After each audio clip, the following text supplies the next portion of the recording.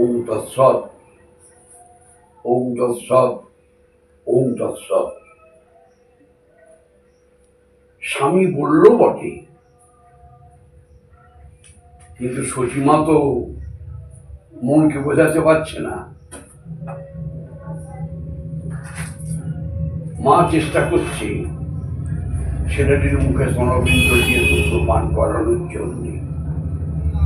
যত দিচ্ছে নিনারিয়া তত ফেলছে উগারিয়া। ছেলেটি দুধ পান করছে না। স্বামীকে বলছে, শোনো, আমার মনে হচ্ছে কোনো বাতাস লেগেছে, তুমি কোনো ওঝাকে নিয়ে এসো দেখি। এ ওঝার কাজ। শচীর কথায় জগন্নাথ আশেপাশে যেসব ওঝা ছিল তাদের মধ্যে দু একজনকে ডেকে নিয়ে এলো। তারা সব ঝাড়ফুঁক করলো বটে, কিন্তু কোনো কাজ হচ্ছে না।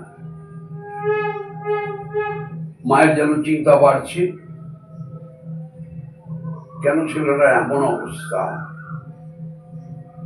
এই করে করে সময় চলে যাচ্ছে। এবার সদ্য প্রসূতি মা সুতিকা ঘরে ছেলেটিকে কোলের কাছে নিয়ে ক্লান্ত অবসন্ন দেহ নিয়ে আর শুয়ে পড়েছে। তাতে হলো কি, মাও ঘুমিয়ে পড়েছে আর ছেলেও ঘুমিয়ে পড়েছে। এখানে অদ্বৈত আচার্য যোগের দ্বারা জানতে পেরেছে, প্রভু তুমি এসেছ, তবে শোনো, আমাকে 12 বছর তুলসী পত্র দিতে হয়েছে ওই গঙ্গা পক্ষে। তুমি যতক্ষণ না দুধ পাঠাও ততক্ষণ আমি তোমার দর্শনে যাব না।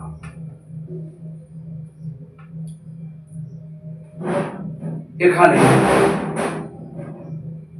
স্ত্রী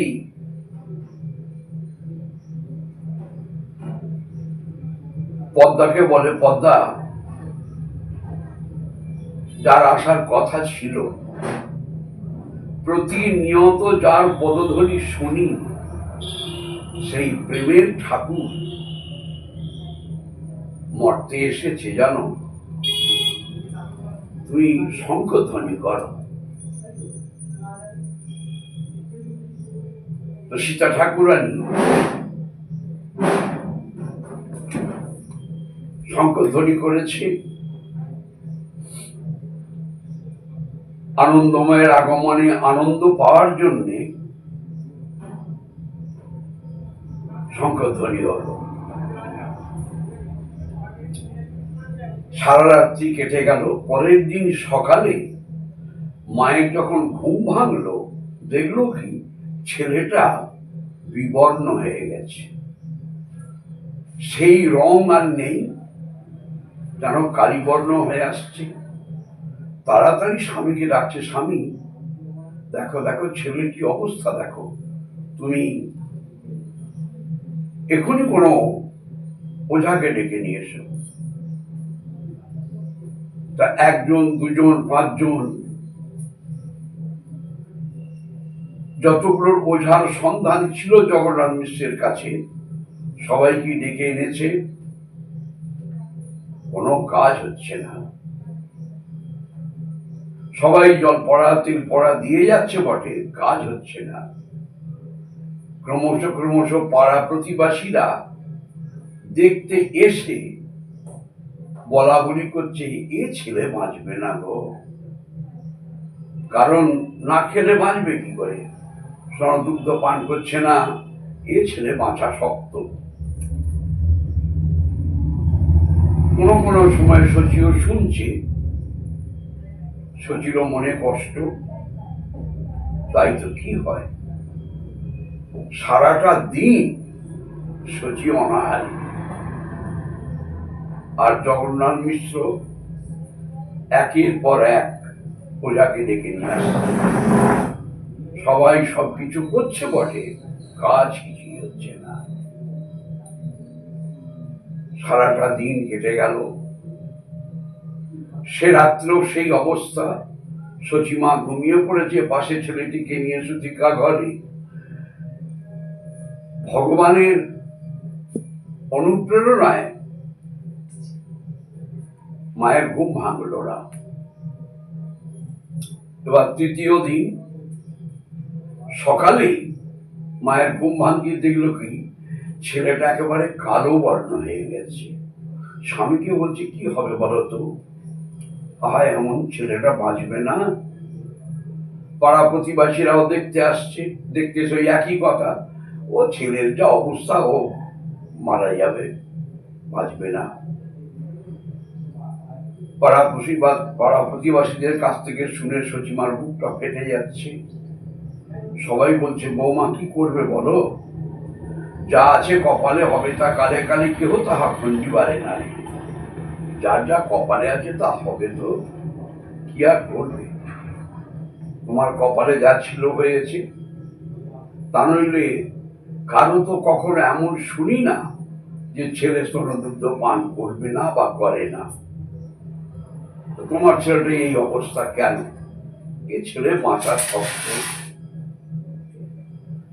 হঠাৎ করে সচিমার মনে জাগলো শান্তিপুরে অদ্বৈতের কথা। স্বামীকে বলছে হ্যাঁ গো, পণ্ডিত মশাই তো কিছু মন্ত্রতন্ত্র জানেন, এত গণৎকার এত ওঝা এলো, কেউ তো কিছু করতে পারলো না, একবার শান্তিপুরে যাও না, যে পণ্ডিত মশাইকে খবরটা দাও না। শচীর কথায় জগন্নাথ মিশ্র তাই গেছে। এবার শান্তিপুরের বাবলা ঘাটে নৌকা থেকে নামবে, এখানে অদ্বৈত আচার্য এই আশাতেই সেই গঙ্গার ঘাটে এসে দাঁড়িয়ে আছে। নৌকা থেকে নামতেই দেখতে পেল পণ্ডিত মশাই দাঁড়িয়ে আছে। জগন্নাথ মিশ্র বলছে পণ্ডিত মশাই, আরে জগন্নাথ এসো এসো, কি ব্যাপার বলো। আর পণ্ডিত মশাই, গত পরশু দিনে শচী আমার সংসারে একটি সন্তান উপহার দিল, কিন্তু সন্তানটি এখনো পর্যন্ত স্তনদুগ্ধ পান করছে না, আর ক্রমশ বিবর্ণ হয়ে যাচ্ছে, না মৃত্যু পথযাত্রী হয়ে দাঁড়িয়েছে। অনেক গণৎকার অনেক ওঝা এলো, কারো গণনায় বা ওঝাগিরিতে কোনো কাজ হলো না। তা আপনি যদি একবার দয়া করে যান। অদ্বৈত আচার্য বলছে জগন্নাথ কোনো চিন্তা নেই, ও ছেলে ভালো হয়ে যাবে, আমি গেলেই ভালো হয়ে যাবে। এবার অদ্বৈত জগন্নাথ মিশ্রের সঙ্গে নবদ্বীপে এলো। সচিমার বাড়ির উত্তরে দরজা। পাড়া প্রতিবাসীরা এখানে সচিমাকে ক্রমশ দুর্বল করে দিয়ে বলছে বৌমা, মায়ের করে ছেলের মৃত্যু হতে পারে না, খুব কষ্ট পাচ্ছে, তুমি এক কাজ করো, ছেলেকে কোল থেকে নামিয়ে দাও। কিন্তু বলুন তো, কোনো মা পারবে এইরকম মুহূর্তে একটা ছেলেকে কোল থেকে নামিয়ে দিতে? তারা করলো কি জানেন, জগন্নাথ মিশ্র বাড়িতে আসছি, জগন্নাথকে বলছে জগন্নাথ, তোমার ছেলের যে অবস্থা, তো দেখলে মনে হবে যে মারা গেছে, তা তুমি এক কাজ করো, আমাদের কথা তো বৌমা শুনছে না, তুমি বৌমাকে বলো ছেলেটাকে কোল থেকে নামিয়ে দিই।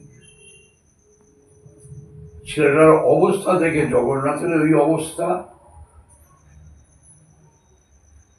তখন শচীকে বলছে শচী, দাও, এরা যা বলছে তাই করো, কোল থেকে নামিয়ে দাও ছেলেটাকে।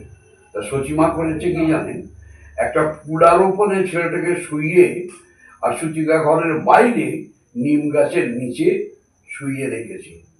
এবার এই যে অদ্বৈত আচার্য গেছে উত্তরের দরজা, সেই দরজা দিয়ে প্রবেশ করবে, দরজার কাছে গিয়ে দুবার হুঙ্কার দিল, হরিবোল হরিবোল।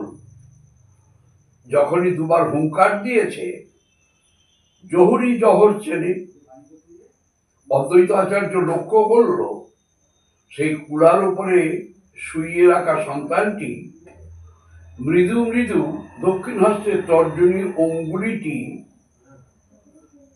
নেড়ে যেন ইঙ্গিত করছে অদ্বৈত কাছে এসো, কিছু কথা আছে।